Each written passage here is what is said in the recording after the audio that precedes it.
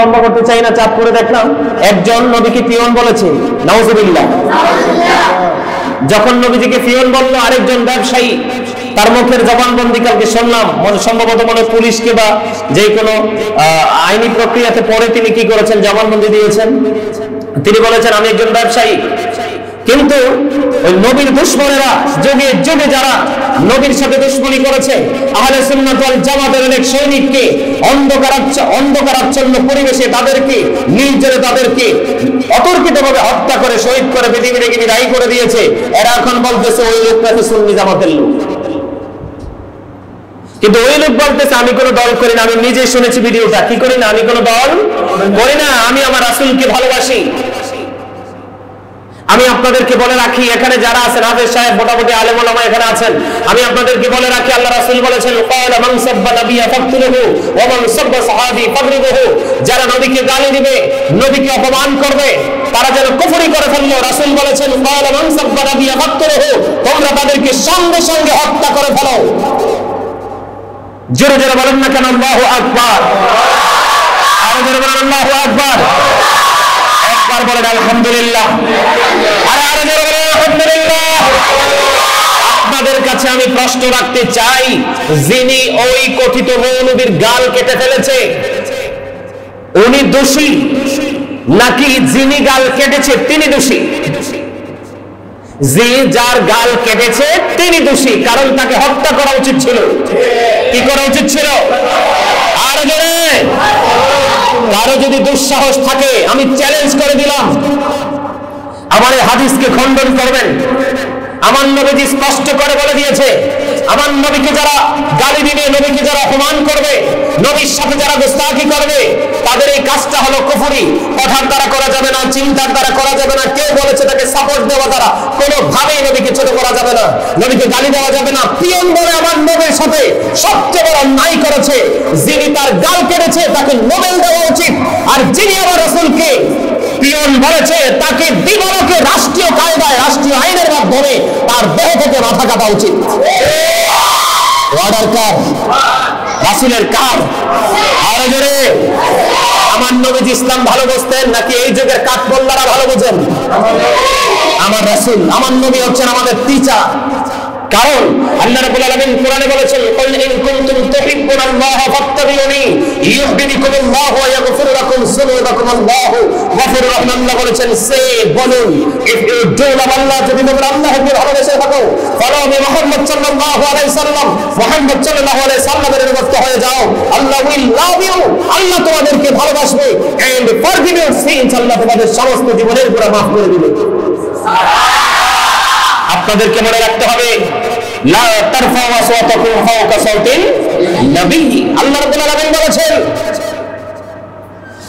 তোমরা রাসূলের কণ্ঠস্বরের উপর তোমাদের কণ্ঠস্বরকে উচ্চ করো না। তোমরা একজন আরেকজনকে যেভাবে সম্বোধন করে কথা বলো সেইভাবে কথা বলো না।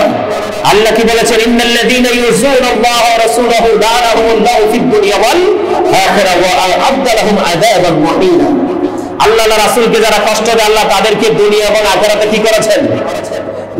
লানত দিয়েছেন, অভিশপ্ত বলেছেন, এবং তাদের জন্য কাল হাসরে ভয়ঙ্কর শাস্তির ব্যবস্থা রেখেছেন। অর্ডার কার? আরে জোরে, এই নবীজি বলেছে নবীকে গালি দিলে, নবীর অপমান করলে তোমরা তাকে হত্যা করে ফেলো। যিনি নবীকে পিয়ন বলেছে কে মুসলমান না, আর যিনি তার গাল কেটেছে তিনি সত্যিকারের মুসলমান। ঠিক কিনা বলে? আমাদের দেশে রাষ্ট্রীয় আইন নাই বলে আজকে নবীর দুশমনেরা বেঁচে যাচ্ছে, একটার পর একটা মাঝার ভেঙেছে। ঠিক কিনা? নবীর দুশমনেরা তখন কিন্তু এই শায়েক, কথিত শায়েকের কিন্তু জবান অত তালা ছিল, কোন কথা বলে নাই। বলেছে আমি সেই ব্যবসায়ীকে আমি স্যালুট জানাই। তার নামটা কি? আবুল হোসেন, বিল্লাল হোসেন, যিনি আক্রমণ করেছে, গাল কেটেছে কথিত মৌলবী, তাকে আমি স্যালুট জানাই, ধন্যবাদ জানাই, এবং কোরআন হাদিস দ্বারা সমর্থন করেছে। সে ব্যবসায়িক হতে পারে, কিন্তু সে ওই কাঠমোল্লাদের চাইতে বড় আলেম।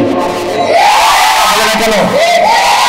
আমি সমস্ত পৃথিবীর, শুধু বাংলাদেশের নয়, সমস্ত পৃথিবীর মুসলমানকে অনুরোধ করব, কোন দল নেই, কোন মত নেই, দল মত নির্বিশেষে আমি নবীকে মানতে হবে।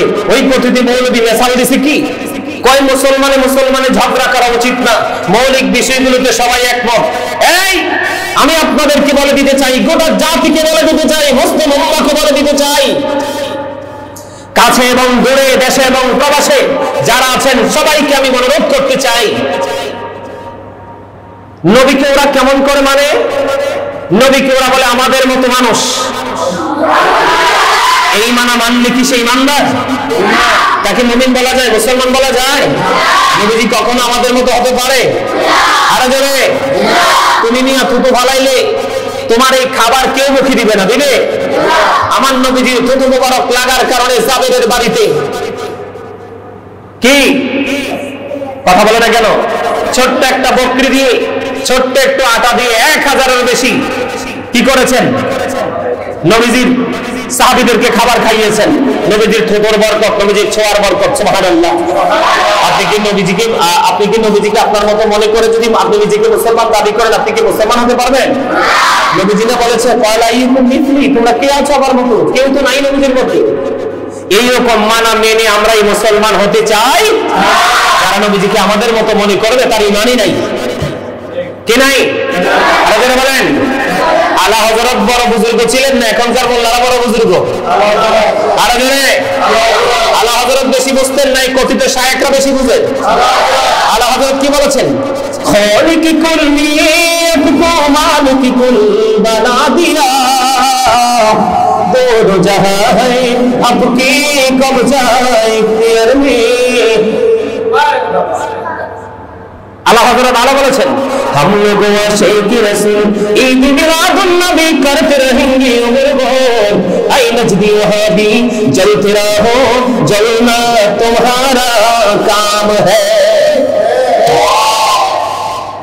আমরা নবী প্রেমিক। আল্লাহ বলে ফালিয়াফরাহু, তোমরা আনন্দ উৎসব করো।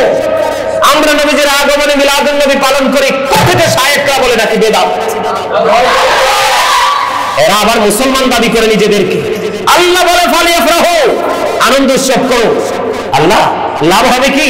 আল্লাহ বললেন হুয়া খায়রুম মিম্মা ইয়াজমাউন, এটা তোমাদের পুঁজি করা সম্পদ চাইতে উত্তম। আল্লাহর কোরআন, এদের কত বড় দুঃসাহস! আমাদেরকে বেদাত বলে, নবীর প্রেমিকদেরকে বেদাতি বলে আখ্যায়িত করে, এদের দুই পকেট করা বেদাত। আমি গোটা পৃথিবীর মুসলমানকে বলবো সবাই সচেতন হন, সবাইকে এলার্ট হতে হবে। পৃথিবী বেশি দিনের নয়, এই লোভী কাঠমোল্লাদেরকে চিনে রাখুন, এদের বক্তব্য বয়কট করুন। এদের কথা মনে প্রাণে বিশ্বাস করলে আপনার ইমানই ধ্বংস হয়ে যাবে। আপনি যত বেশি নামাজ রোজা দান সদকা করেন আপনার কোনো লাভ হবে না। আপনার ইমান যদি ঠিক রাখতে না পারেন, আপনার তাকদীরকে যদি আপনি বিশ্বাস করতে না পারেন, তাকদীরকে বিশ্বাস করাও কিন্তু ইমানের একটা সাইড, ঠিক কিনা বলেন? আমার রাসূল কি বলেছেন? তুমি যদি উহুদ পাহাড় পরিমাণ স্বর্ণ যদি তুমি যাকাত দাও, তাহলে তোমার কি হবে না? এই যাকাত কাজে লাগবে না যদি তোমার ঈমান সঠিক না থাকে। ঠিক না ঠিক? আমি স্যালুট জানাই, আমি ওই বিল্লাল হুসাইনকে আমি স্যালুট জানাই। ওই হযরত বেলালের মতো না হতে পারলেও বেলালের নামের যেমন তার মিল আছে, বেলালের সাথে প্রেমেও তেমন মিল আছে। ঠিক কিনা? আল্লাহ তাকে দীর্ঘ নেক হায়াত দান করুক। আর নবীর দুশমন যারা, আমার রাসূলের দুশমন যারা, রাসূলের আহলে বাইতের দুশমন যারা, তাদেরকে আল্লাহ হেদায়েত দান, না হয় এদেরকে ধ্বংস করে দিন। সবাই বলুন সুম্মা আমিন। আর বলেন আমিন। আপনারা দেখবেন এই নবীর দুশমনেরা মুহররম মাস আসলে ইয়াজিদের প্রশংসা খুঁজে বের করার চেষ্টা করে, ডজন ডজন খুঁজে পাবেন আপনারা অনলাইনে ঢুকলে।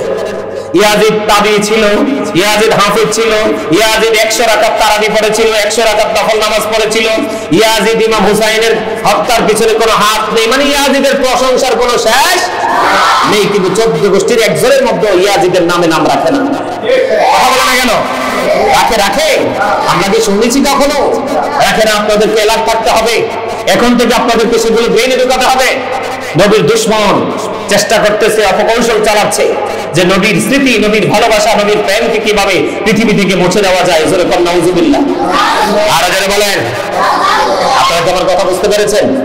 এবার আসেন ওই কথিত শায়েখ, আমি ওর কথা শুনলে আমার মেজাজ খারাপ হয়ে যায়।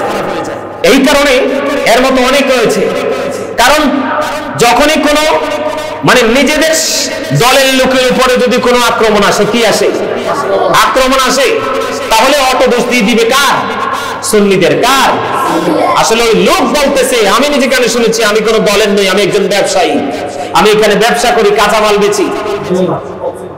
কাঁচামাল বেচি, সে আমার নবীকে কেমন করে পিয়ন বলল, আমি এটা মেনে নিতে পারি নাই। আমি আপনাদেরকে আবারও বলছি, গোটা পৃথিবীর মুমিন মুসলমানকে বলেছে, আপনি সত্যিকারের যদি মুসলমান হন, নবীজি বলেছেন ক্বালা মান সাব্বা নাবিয়্যা ফাকতুলহু ওয়া মান সাব্বা সাহাবী ফাদরিবহু। নবীজি বলেছেন, নবীকে গালি দিলে তোমরা তাকে কতল করে ফেলো, হত্যা করে ফেলো, আর সাহাবায়ে কেরামকে যদি কেউ গালি দিয়ে অপমান করে তাদেরকে বাইন্দা পিটাও। এটা আমার নবীজির কথা। নবীজি এটাও বলেছেন, believers love the prophet, hypocrites don't love the prophet। নবীজি বলেছেন, ইমানদাররা আমি নবীকে ভালোবাসবে। আরে এই বেলাল হোসেন কাঁচামালের ব্যবসায়ী হতে পারে, কিন্তু সেই এই যুগের একজন কি মুজাহিদ, ঠিক কিনা? আশিকে রাসূল, ঠিক কিনা বলেন? আমি সবাইকে বলবো, এই বেলাল হোসেনকে সেলুট দেওয়া দরকার, রাষ্ট্রীয়ভাবে তাকে নোবেল দেওয়া দরকার। আর ওই নবীর দুশমনকে, যে আমার নবীকে পিয়ন বলেছে, তাকে দিবালোকে ফাঁসির কাস্টে ঝুলানো উচিত। আমাদের দেশে আইন নাই বিধায় আজকে এই নবীর সাথে দুশমনি করে, ওলিদের সাথে দুশমনি করে করে তারা পার পেয়ে যাচ্ছে। নাউজুবিল্লাহ বলেন, নাউজুবিল্লাহ বলেন। সুন্নিরা সত্য কথা বললে বলে ওই দলের দালাল, ওই দলের দালাল, কথা বলে না কেন? শেখ হাসিনার সময় যারা আজকে সুন্নিদেরকে দালাল বলে, তারাই দালালি করেছে। শেখ হাসিনাকে মা বলেছে, আবার এই মুনাফিকগুলোই শেখ হাসিনার প্রতিকূল অবস্থায় শেখ হাসিনার জন্য লাঠি তৈরি করেছে। কথা বলেন না কেন? এটা আমরা দেখি নাই? আরো জোরে বলেন। গতকালকে টক শুতে দেখলাম, আপনারা, আমি তাদেরকে চিনিয়ে দিচ্ছি। গতকালকে আমি টক শুতে দেখলাম, যখন এই ভিডিওগুলো দেখতেছিলাম তখন একটা টক শো আসলো, ইন্টারন্যাশনাল প্ল্যাটফর্মে দেখলাম একটা টক শো চলতেছে, জামাতের আমির এবং চরমনের যে একটা বাটপার আছে না, কথা বলে না কেন? কয়জন করিম, কি করিম? কয়দিন আগেও কিন্তু জামাতকে নিয়ে যা ইচ্ছা তা বলেছে, বলছে কিনা? জামাতের কাছে ইসলাম নাই, জামাত বেআমল, জামাত বেআদব, মানে কত ধরনের বক্তব্য যে সে দিছে না। এখন আবার দুনিয়ার জন্য, স্বার্থের জন্য, ক্ষমতার জন্য জামাতকে আবার বুকে জড়িয়ে নিল। সাংবাদিক প্রশ্ন করলো, আপনি তো ইতিপূর্বে এই কথাগুলো বলেছেন। যে কথা দিয়ে কথা রাখে না সে কি? আরো জোরে বলেন। কয়দিন আগে, গত সপ্তাহে কথা বললা একটা, আজকে বলো আরেকটা। তুমি তো দুনিয়ার লোভে পড়ছো, ও তো মুনাফিক, আন্তর্জাতিক বাটপার। এই বাটপারদেরকে যারা বিশ্বাস করবে, তাদের কথা যারা শুনবে, আমি চ্যালেঞ্জ করে বলবো তাদের ঈমান আমল কোনোটাই ঠিক থাকবে না, শুধু একটা ঠিক থাকবে, 2-4টা টাকা কামাই করা। এটা ছাড়া আর কিছু সম্ভব না। এই ইয়াজিদের দলেরাই এই বডির মধ্যে আঘাত করছে, এই যে এগুলোর মধ্যে পাথর ঢুকছে পর্যন্ত, পুরো বডিতে অনেক কষ্ট পেয়েছি, দুঃখ দিয়েছি। এই নবীর দুশমনের ইয়াজিদের পেটার তারা উত্তর দিতে পারে নাই, তো টক শোতে প্রশ্নের জবাব দিতে পারে নাই, কারণ এগুলো তার মুখের কথা। কথা কি বুঝতে পেরেছেন? এগুলো আমাদেরকে মনে রাখতে হবে, এই দুশমনদেরকে চিনে রাখতে হবে।